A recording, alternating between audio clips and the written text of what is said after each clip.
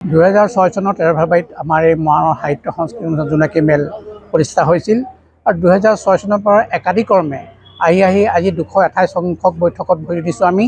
আজি 28 সংখ্যক বৈঠকখন আমাৰ মৰাণৰ বিশিষ্ট নাগৰিক, সমাজ সেৱক, বিশিষ্ট ব্যৱসায়ী, লেখক কোচ ডাঙৰীয়াই আমাক নিমন্ত্ৰণ জনাইছিল। আজি তেখেতৰ ব্যৱসায়িক প্ৰতিষ্ঠান সুখনত আমি অনুষ্ঠানটো হৈছে। এই অনুষ্ঠানত আমি দুজন ব্যক্তিক সম্বৰ্ধনা জনাইছিলোঁ। আমাৰ এজন বিশিষ্ট শিল্পী উমানন্দ দুৱৰা আৰু পৰ্বত আৰোহণকাৰী নৱ ফুকনদেৱক।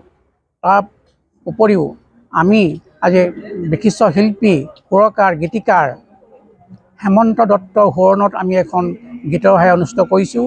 ইতিমধ্যে বিশিষ্ট শিল্পীসকলে গীত পৰিৱেশন কৰি আছে আৰু আমি বিগত বৈঠকৰ দৰে এইবাৰো এটা বিষয় দিছিলোঁ, উশৃংখল যুৱতী নিয়ন্ত্ৰণত সমাজৰ ভূমিকা শিক্ষক।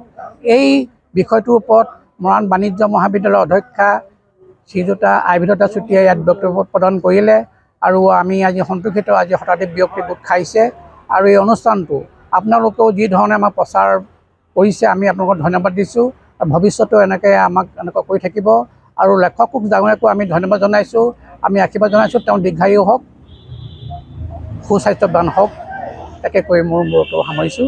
2006 চনত 13 ফেব্ৰুৱাৰীত আমাৰ এই মৰাণৰ সাহিত্য সংস্কৃতি অনুষ্ঠান জোনাকী মেল প্ৰতিষ্ঠা হৈছিল আৰু 2006 চনৰ পৰা একাধিক্ৰমে আজি 228 সংখ্যক বৈঠকত ভৰি দিছোঁ আমি।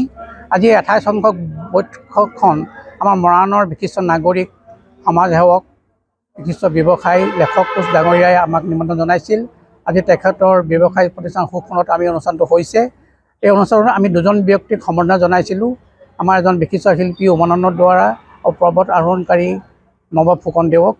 তাৰ উপৰিও আমি আজি বিশিষ্ট শিল্পী, সুৰকাৰ, গীতিকাৰ হেমন্ত দত্তৰ সোঁৱৰণত আমি এখন গীতৰ সভা অনুষ্ঠিত কৰিছোঁ।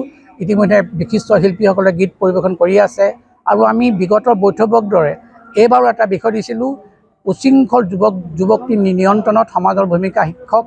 এই বিষয়টোৰ ওপৰত মৰাণ বাণিজ্য মহাবিদ্যালয়ৰ অধ্যক্ষা শ্ৰীযুতা আইভিলতা চুতীয়াই ইয়াত বক্তব্য প্ৰদান কৰিলে আৰু আমি আজি সন্তোষিত। আজি শতাধিক ব্যক্তি গোট খাইছে আৰু এই অনুষ্ঠানটো আপোনালোকেও যি ধৰণে আমাৰ প্ৰচাৰ কৰিছে আমি আপোনালোকক ধন্যবাদ দিছোঁ। ভৱিষ্যতেও এনেকৈ কৰি থাকিব আৰু লেখক কোচ ডাঙৰীয়াকো আমি ধন্যবাদ জনাইছোঁ। আমি আশীৰ্বাদ জনাইছোঁ তেওঁ দীৰ্ঘায়ু হওক, সুস্বাস্থ্যৱান হওক। তাকে কৈ মোৰ মূৰটো সামৰিছোঁ।